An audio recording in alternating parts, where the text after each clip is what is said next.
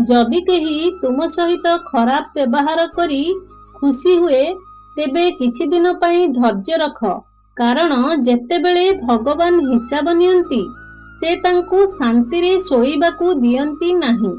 सुस्थ हेबा तो दूरर कथा, जेतेबेले तुमे ठीक अछ एवं तुम कथा सुनिबा पई केही नथांती सेतेबेले आखिरे लुह आसी जाए। प्रेम एवं मृत्युर केवल गोटिए समानता अछि। एहा ना बयस देखे, ना समय देखे, ना स्थान देखे।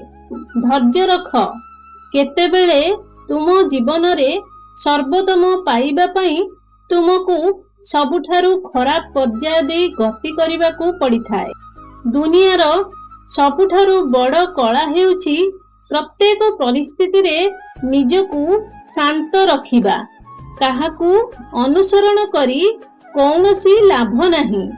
हसी हसी जीवन बिताई दियो एवं जिए तुमको भूली जाइछि ताकू भूली जा।